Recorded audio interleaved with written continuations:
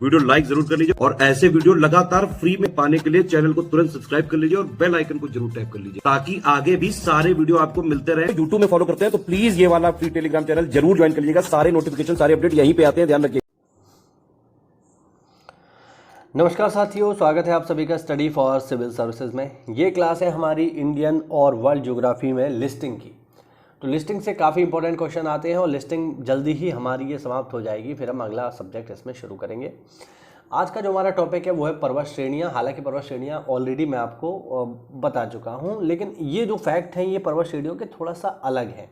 मतलब जो बेसिक हम लोग पढ़ते हैं उससे थोड़ा सा हट करके हैं और यहाँ से पेपर में भी सवाल पूछ लेता है। तो चलिए जल्दी से इसको शुरू करते हैं। हम लोग देखते हैं। देखो भाई, भारत का जो उच्चतम पर्वत शिखर है सबको पता है कौन सा है, कंचनजंगा। देखिए भारत का पूछ रहा है और बहुत लोगों को कन्फ्यूजन होता है कि माउंट एवरेस्ट भारत में है। भाइयों, माउंट एवरेस्ट भारत में नहीं है, माउंट एवरेस्ट नेपाल में है, ध्यान रखना, ठीक है। तो भारत का सबसे ऊंचा पर्वत जो भारत में मौजूद है वो कंचनजंगा है। लेकिन अगर आपसे पूछे कि भारत का सबसे ऊंचा पर्वत, यानी अगर हम उसमें पीओके जो पाकिस्तान ने कब्जा कर लिया है पीओके उसको भी शामिल कर लें, तो फिर आप आंसर देते हो K2।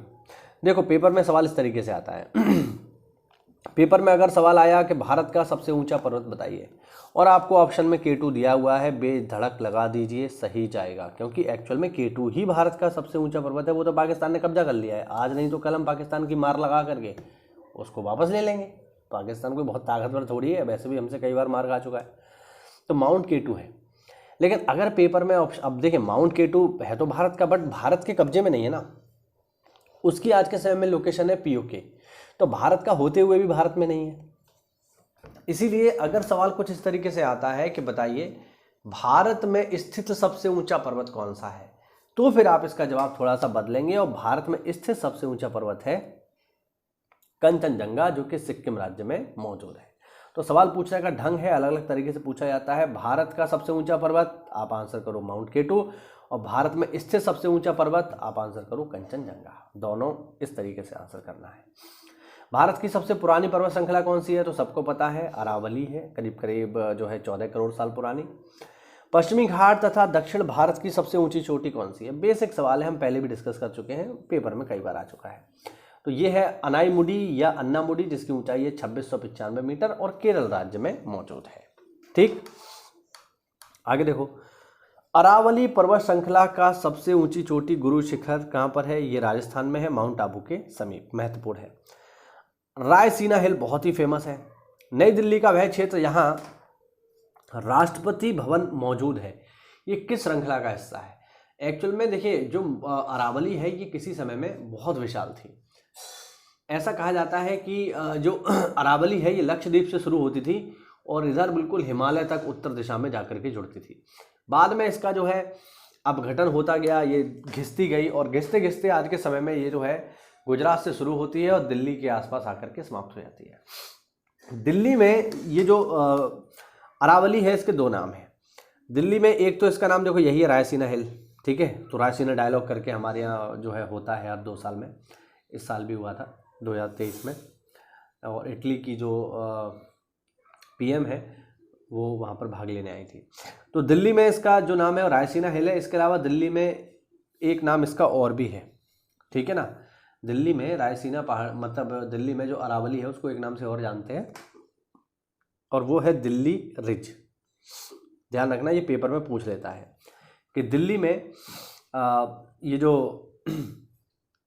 अरावली श्रृंखला है इसका क्या नाम है। तो दिल्ली में 2 नाम है, दिल्ली रिज भी इसको बोलते हैं या फिर अरावली भी, मतलब या फिर रायसीना भी बोलते हैं, ठीक है। तो ये किसका हिस्सा है, ये अरावली का ही हिस्सा है, ध्यान रखना।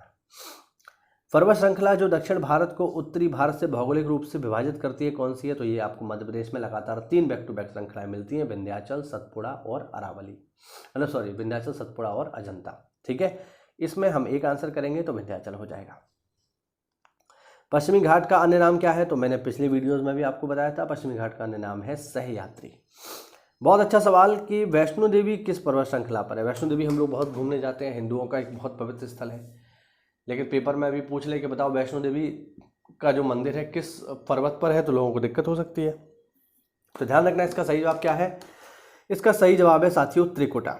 आगे देखिए, कैलाश पर्वत हिंदू पौराणिक कथाओं में भगवान शिव का निवास है। कहाँ पर है ये तिब्बत में है। और कैलाश के बारे में देखिए, अब कैलाश दुनिया का सबसे ऊंचा पर्वत नहीं है, लेकिन कैलाश के बारे में जो रहस्यमयी बात है वो है ये कि आज तक कोई व्यक्ति कैलाश पर चढ़ नहीं पाया। यानी दुनिया का सबसे ऊंचा पर्वत माउंट एवरेस्ट लोगों ने फतेह कर लिया है और हर साल हजारों लोग उस पर चढ़ने जाते हैं और फतेह करते हैं, लेकिन कैलाश जो दुनिया का सबसे ऊंचा पर्वत नहीं है, लेकिन उस पर कोई व्यक्ति आज तक नहीं चढ़ पाया। ये रहस्यमयी बात है। ठीक है, आगे देखो, माउंट एवरेस्ट विश्व का सर्वोच्च पर्वत शिखर है। इसकी ऊंचाई 8848 है और इसकी स्थिति नेपाल में है। ठीक है, ध्यान रखना, इंपॉर्टेंट बात है ये। और लास्ट पॉइंट देख लो इसमें,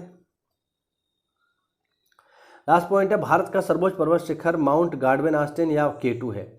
यह पर्वत शिखर काराकोरम श्रेणी में स्थित है तथा समुद्र तल से इसकी ऊंचाई 8611 है। K2 पाक अधिकृत कश्मीर में मौजूद है, वही सब है जो मैंने आपको बताया। तो इसका एक अन्य नाम गार्डवेन आस्टिन है। अच्छा, K2 इसको इसलिए कहते हैं क्योंकि इसका नाम क्या है, इसका नाम है कारा और दूसरा है कोरम। तो एक के का कारा, दूसरे का के कोरम, तो 2 के हो गए, तो 2 के हो गए तो हो गया K2। इस तरीके से इसका नाम है। साथियों, ये छोटा सा वीडियो था जिसमें हमने पर्वतों के बारे में और एक्स्ट्रा चीज़ें जानने का प्रयास किया जो हम ऑलरेडी पढ़ चुके हैं, उससे थोड़ा हटकर। उम्मीद करता हूँ वीडियो आपको अच्छा लगा होगा। तो ऐसा है तो वीडियो को लाइक करिए, चैनल को सब्सक्राइब करना ना भूलें, सब्सक्राइबर बेस इसका बढ़ाइए। साथियों, मिलते हैं अगली क्लास में, तब तक के लिए जय हिंद, जय भारत, वंदे मातरम।